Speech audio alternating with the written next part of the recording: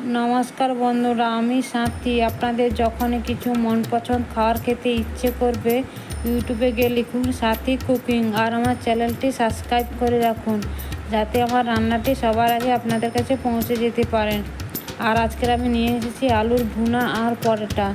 তাহলে দেখা যাক আমার কী উপকরণগুলো লেগেছে। এখানে আমি 500 গ্রাম ময়দা নিয়েছি,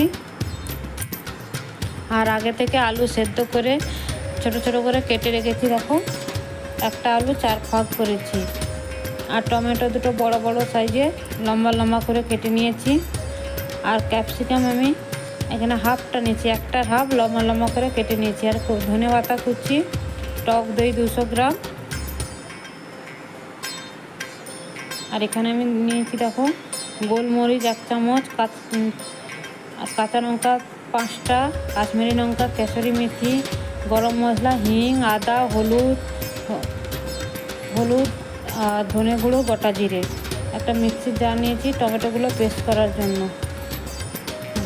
টমেটোগুলো পেস্ট করে নিয়েছি দেখো। এরপর আমি ময়দাটা মেখে নিচ্ছি। এর মধ্যে দিয়ে দিলাম আমি লবণ স্বাদ মতো, আর দিলাম আদা কুচি, আর দিলাম শুকনো লঙ্কা যে গুঁড়ো করে রেখেছিলাম ওইটা দিয়ে দিলাম, আর একটু ধনে পাতা দিলাম।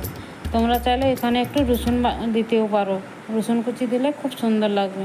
আমরা নিরামিষ খাই বলে আমি রসুনটা ইউজ করলাম না, তোমরা রসুনটা ইউজ করতে পারো। এবার আমি অল্প অল্প জল দিয়ে ময়দাটা ভালো করে মেখে নিচ্ছি। দেখো, একবারে আমি জল দিচ্ছি না, একটু দেরি হবে, কিন্তু অল্প অল্প জল দিলে ব্যাটারটা খুব সুন্দরভাবে তৈরি হয়, পারফেক্ট তৈরি হয়ে যায়।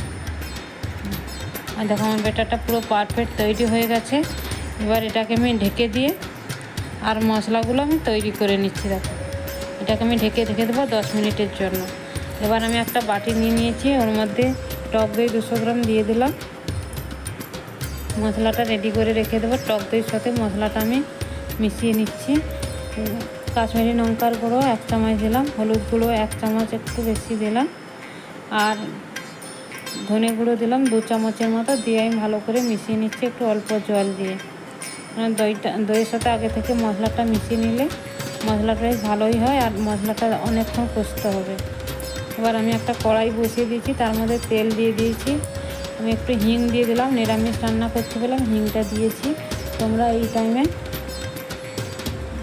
গোটা জিরে দিয়ে তরকারিটা করতে পারো, গোটা জিরে, পেঁয়াজ, রসুন দিয়ে করতে পারো এই টাইমে। আমি একটু গোটা জিরে দিয়ে দিয়েছি,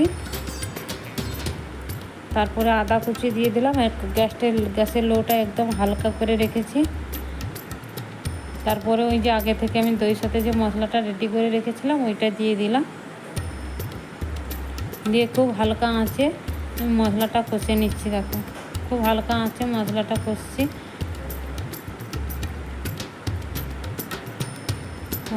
খুব হালকা আঁচে মশলাটা কষে নিচ্ছি। আর বন্ধুরা, আমার ভিডিওটা যদি ভালো লাগে একটা লাইক, কমেন্ট আর সাবস্ক্রাইব করে রাখবেন। এর মধ্যে আমি টমেটোটা দিয়ে দিলাম। টমেটোটা দিয়ে ভালো করে মশলার সাথে মিশিয়ে নিচ্ছি। টমেটোটা যাতে তাড়াতাড়ি সেদ্ধ হয়ে যায়, এই জন্য লবণটা দিয়ে দিলাম। আর একবার বন্ধুরা এই রেসিপিটা একবার বাড়িতে বানিয়ে খাবেন, আর কমেন্ট করে জানাবে কেমন হয়েছে। আমি হালকা আঁচে ঢাকা দিয়ে মশলাটা ভালো করে কষে নিচ্ছি। দেখো, ঢাকা দিয়ে হতে দেবো ওটাকে। আর এদিকে আমি একটা সসপ্যান বসিয়ে নিয়েছি গ্যাসের মধ্যে। দিয়ে আমি বাটার দিয়ে দিলাম, বাটার দিয়ে দিচ্ছি। আমি একটা 10 টাকা দামে বাটার এনেছিলাম, ওর মধ্যে দিয়ে দিলাম ক্যাপসিকামটা ভাজার জন্য।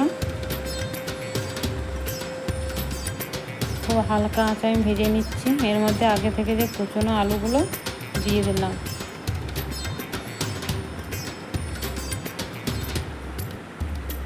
এর মধ্যে একটু লবণ দিয়ে দেব, আর আমি তো তরকারিতে লবণ দিয়ে দিয়েছি। এবার আলুর মতো লবণটা দিচ্ছি। এগুলো আমার ভালো করে ভাজা হয়ে গেছে। এবার দেখো, তরকারি থেকে আমার মশলা থেকে তেলটা ছেড়ে গেছে, দেখেছো? তেলটা ছেড়ে গেছে, আমার রেডি হয়ে গেছে। এর মধ্যে আমি ভেজে রাখা ক্যাপসিকাম আর আলুটা দিয়ে দেবো। এর মধ্যে তোমরা পেঁয়াজ আর ক্যাপসিকাম দিয়ে রান্নাটা করে নিতে পারো। এটা আমি সম্পূর্ণ নিরামিষ বানাচ্ছি, এই জন্য আমি এখানে পেঁয়াজ রসুন কিছু ইউজ করলাম না। ভালো করে কষে নেওয়ার পরে আমি দিয়ে দিলাম একটু স্বাদ মতো চিনি। তাতে দইটা দেওয়া আছে, এই জন্য ব্যালেন্স করার জন্য চিনিটা দিয়ে দিলাম 1 চামচের মতো। আর দিয়ে দিলাম গোলমরিচের গুঁড়ো, কাসুরি মেথি, আর দিলাম গরম মশলা দিয়ে ভালো করে মিশিয়ে নেব। হয়ে গেল আমার পারফেক্ট তৈরি আলু ভুনা।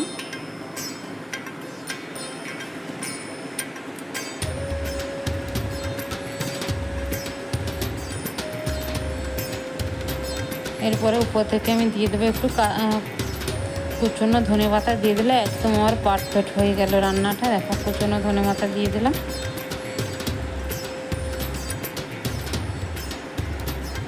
আমার একদম রেডি হয়ে গেছে। এবার আমি সার্ভ করে দেখাচ্ছি। দেখো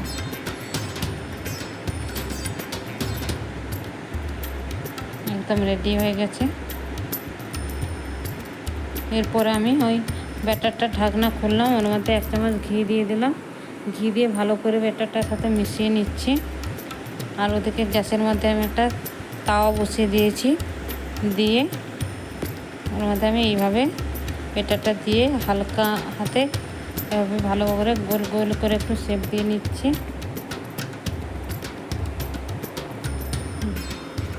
এবার আমি উল্টে পাল্টে করে ভেজে নিচ্ছি। দেখো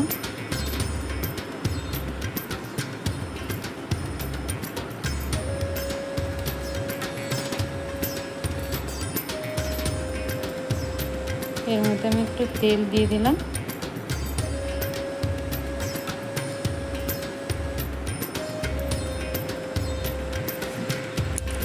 বন্ধুরা এই রেসিপিটা একবার হলেও বাড়িতে বানিয়ে খেয়েও দেখো, খুব সুন্দর লাগবে। আর কমেন্ট করে জানাবে যে এই রেসিপিটা আমার কেমন লেগেছে।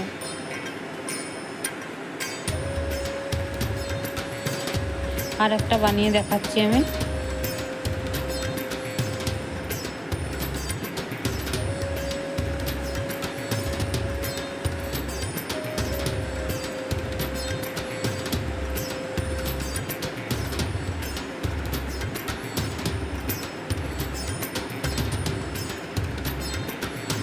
খুব হালকা কম তেলেই ইউজ করেছি এটা।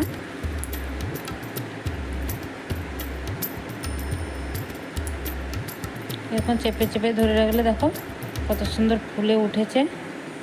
একটু চেপে চেপে ধরে রাখলে পরোটাগুলো ফুলে উঠেছে। একটু চেপে চেপে ধরে রাখলে পরোটাগুলো ফুলে উঠছে।